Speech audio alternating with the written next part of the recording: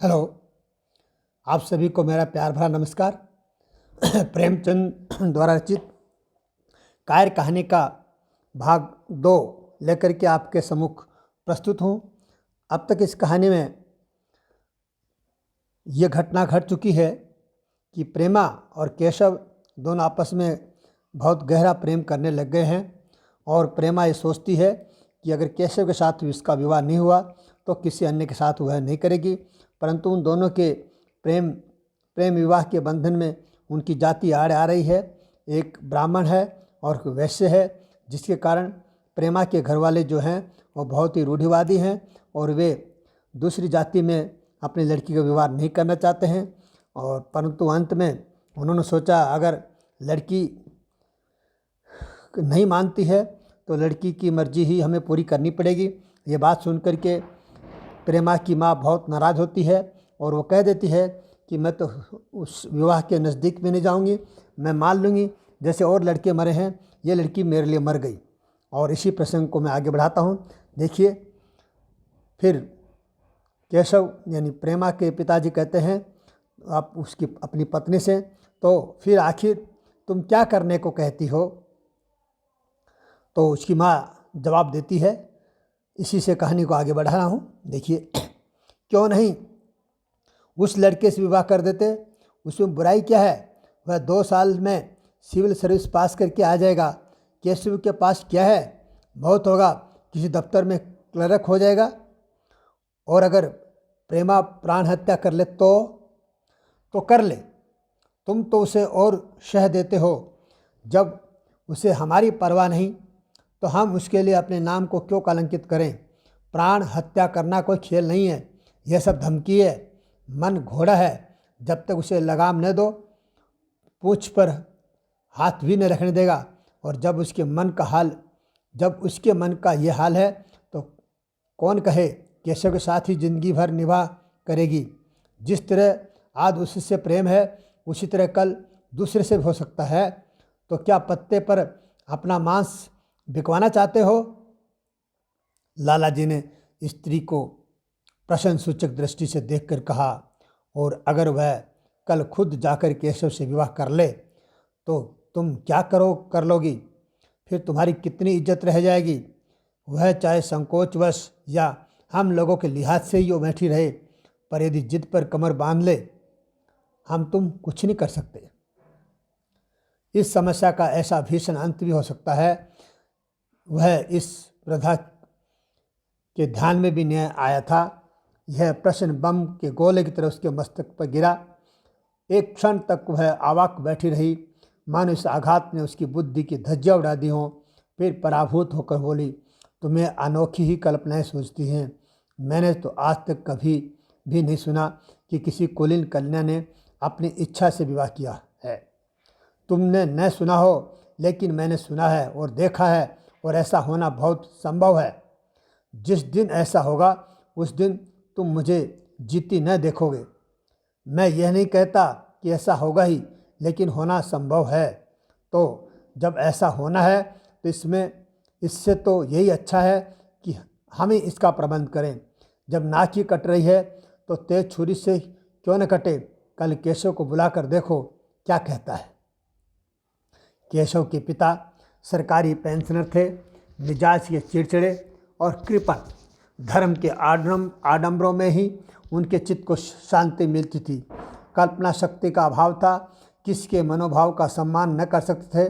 वे अब भी उस संसार में रहते थे जिसमें उन्होंने अपने बचपन और जवानी के दिन काटे थे। नवयुग की बढ़ती हुई लहर को वे सर्वनाश कहते थे और कम से कम अपने घर को दोनों हाथों और दोनों पैरों का जोर लगाकर उसे बचाए रखना चाहते थे। इसलिए जब एक दिन प्रेमा के पिता उसके पास पहुँचे, केशव से प्रेमा की विवाह का प्रस्ताव किया, तो बूढ़े पंडित जी अपने आप में न रह सके और धुंधली आंखें फाड़ कर बोले, आप भंग तो नहीं खा आए हैं? आप भंग तो नहीं खा गए हैं? इस तरह का संबंध और चाहे जो कुछ हो, विवाह नहीं है। मालूम होता है आपको भी नए जमाने की हवा लग गई। बूढ़े बाबूजी ने नम्रता से कहा, मैं खुद ऐसा पसंद नहीं करता। इस विषय में मेरे भी वही विचार हैं जो आपके, पर बात ऐसी आ पड़ी है कि मुझे विवश होकर आपकी सेवा में आना पड़ा। आजकल के लड़के और लड़कियां कितने स्वेच्छाचारी हो गए हैं, यह तो आप भी जानते हैं। हम बूढ़े लोगों के लिए अब अपने सिद्धांतों की रक्षा करना कठिन हो गया है। मुझे भय है कि कहीं ये दोनों निराश होकर अपनी जान पर न खेल जाएं। बूढ़े पंडित जी जमीन पर पांव पटकते हुए गर्व से, आप क्या कहते हैं साहब? आपको शर्म नहीं आती? हम ब्राह्मण हैं और ब्राह्मणों में भी कुलीन ब्राह्मण कितने ही पतित हो गए हों, इतनी मर्यादा शून्य नहीं हुए हैं कि बनिए बक्कालों की लड़की से विवाह करते फिरें। जिस दिन कुलीन ब्राह्मणों में लड़कियां न रहेंगी उस दिन यह समस्या उपस्थित हो सकती है। मैं कहता हूँ, आपको मुझसे बात करने का साहस कैसे हुआ? बूढ़े बाबूजी जितना भी दबते थे उतना ही पंडित जी बिगड़ते थे, यहाँ तक कि लाला जी अपना अपमान ज़्यादा न सह सके और अपनी तकदीर को कोसते हुए चले गए। उसी वक्त केशव कॉलेज से आया। पंडित जी ने तुरंत उसे बुलाकर कठोर कंठ से कहा, मैंने सुना है तुम किसी बनिया की लड़की से अपना विवाह कर लिया है। तुमने किसी बनिया की लड़की से अपना विवाह कर लिया है, यह खबर कहाँ तक सही है? केशव ने अनजान बनकर पूछा। आपसे किसने कहा? किसी ने नहीं कहा। मैं पूछता हूँ, यह बात ठीक है या नहीं? अगर ठीक है तो तुम अपनी मर्यादा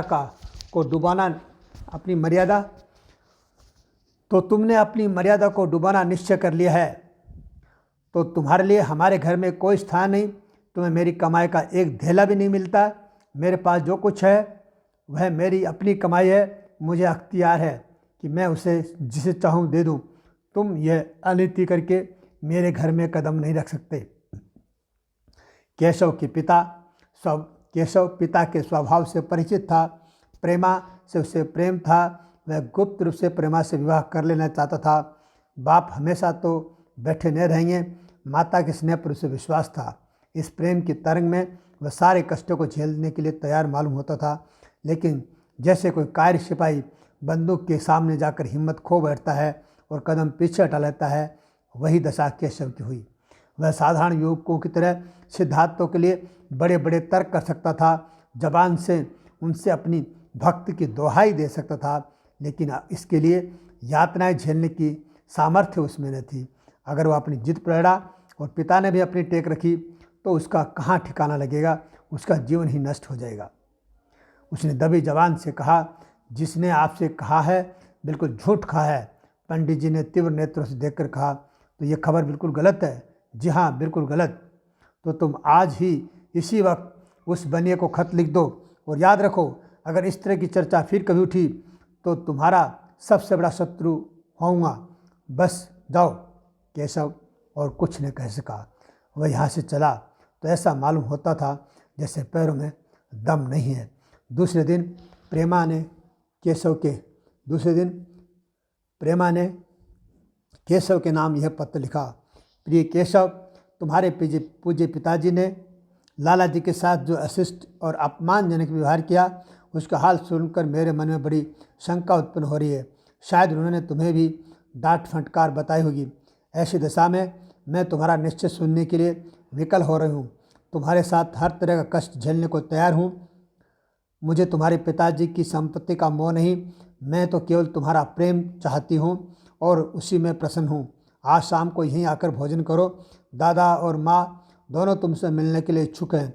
मैं वह स्वप्न देखने में मग्न हूँ जब हम दोनों एक सूत्र में बंध जाएंगे, जो टूटना नहीं जानता, जो बड़ी बड़ी आपत्तियों में भी अटूट रहता है।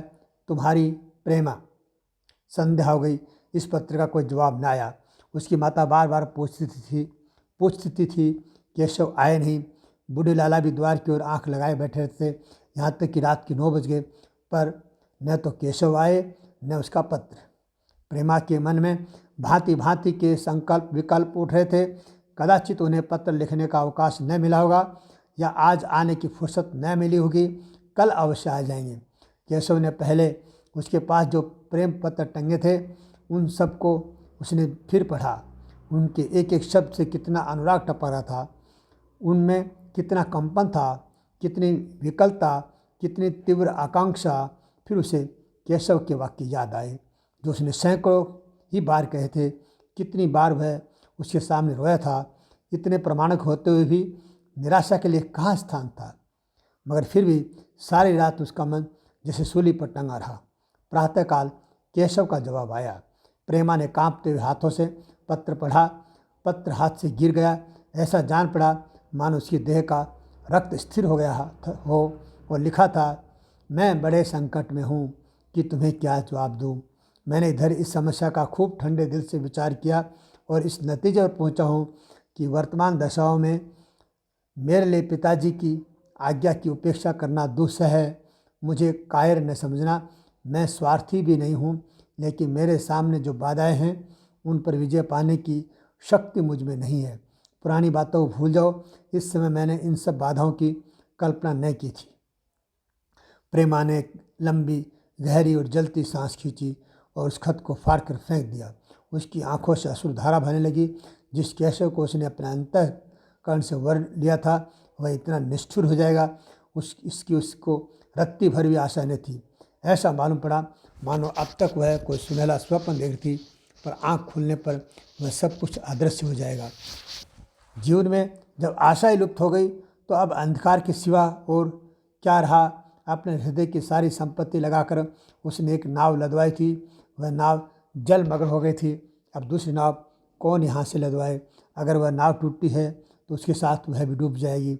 माता ने पूछा, क्या केशव का पत्र है? प्रेमा ने भूमि की ओर ताकते हुए कहा, हाँ, उनकी तबीयत अच्छी नहीं है, इसके सिवा वह और क्या कहे। केशव की निष्ठुरता और बेवफाई का समाचार कहकर लज्जित होने का साहस उसमें न था। दिन भर वह घर के काम धंधों में लगी रही, मानो उसे कोई चिंता ही नहीं। रात को उसने सबको भोजन कराया, खुद भी भोजन किया और बड़ी देर हारमोनियम पर गाती रही। मगर सवेरा हुआ तो उसके कमरे में उसकी लाश पड़ी हुई थी। प्रभात की सुनहरी किरणें उसके पीले मुख को जीवन की आभा प्रदान कर रही थी। और इसके साथ कहानी समाप्त होती है। प्रिय विद्यार्थियों, अब आप समझ गए होंगे कि इस कहानी में प्रेमचंद जी ये कहना चाहते हैं कि किस तरह से परिवार वालों ने अपने सिद्धांतों के साथ भले समझौता किया हो, परंतु यहाँ केशव और प्रेमा दोनों अपने अपने प्रेम पर कितना अडिग रह पाए और इन दोनों में कौन अधिक कायर है, यह आप स्वयं विचार करें। और इसी के साथ इस कहानी को मैं यहीं समाप्त करता हूँ और आशा है ये कहानी आप सबको बहुत अच्छी लगी होगी। इसी तरह से और अन्य कहानियाँ लेकर के समय समय पर आपके सम्मुख प्रस्तुत रहूँगा और इसी के साथ आप सबको बहुत बहुत धन्यवाद।